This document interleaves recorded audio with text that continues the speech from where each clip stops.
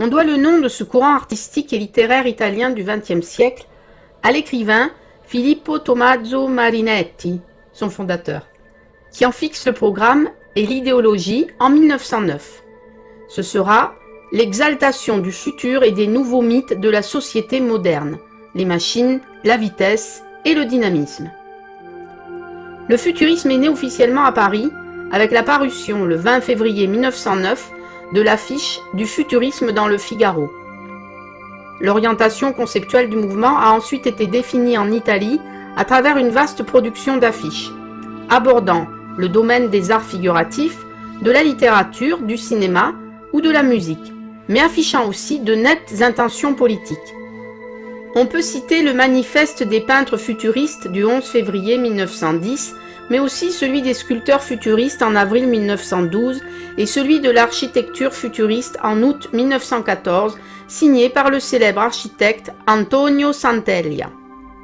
En ce qui concerne le domaine politique, les historiens assignent la date de 1910 à l'happening le plus réussi des futuristes, quand Marinetti balance son discours politique aux Vénitiens.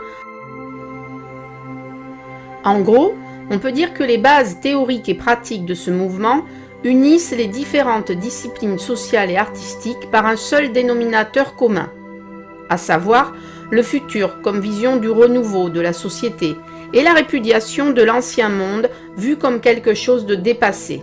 Bref, il exalte la voiture, la vitesse, la modernité, mais aussi la guerre.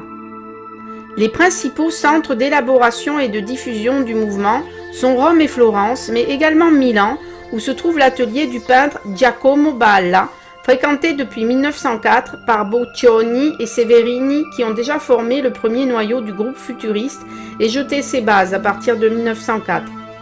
En s'intéressant à de nouveaux sujets sociaux, à la recherche d'une nouvelle interprétation de la réalité, à la fois romantique et symbolique, par la célébration d'une civilisation urbaine et moderne devenue un élément déterminant de la politique, il cherche à créer un nouveau style qui devrait avoir des formes synthétiques, abstraites, subjectives et dynamiques. Florence, quant à elle, a été un centre particulièrement important pour l'orientation idéologique du mouvement, à travers de nombreux magazines comme Leonardo ou Regno ou encore Hermès.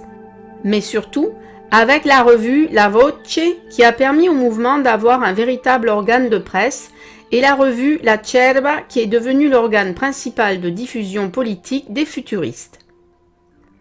Jusqu'en 1914 et l'explosion de la Première Guerre mondiale, qui a vu de nombreux futuristes s'engager dans l'armée et mourir au combat, car le futurisme exalte et glorifie la guerre, comme la seule glorification de l'hygiène et de la purification de ce monde.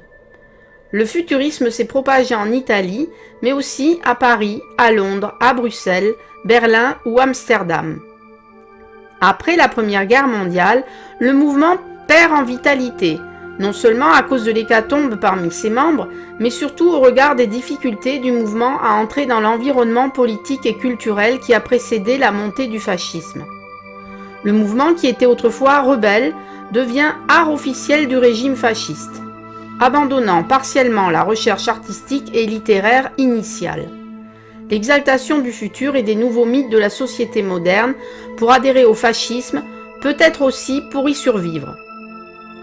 En 1924, le pacte est scellé par la sortie du manifeste Futurisme et fascisme. La défaite et la chute du fascisme vont logiquement entraîner la fin du mouvement futuriste. Toi, qu'en penses-tu ? Laisse-moi ton avis en commentaire. J'espère que tu as aimé cette vidéo. À bientôt pour la prochaine.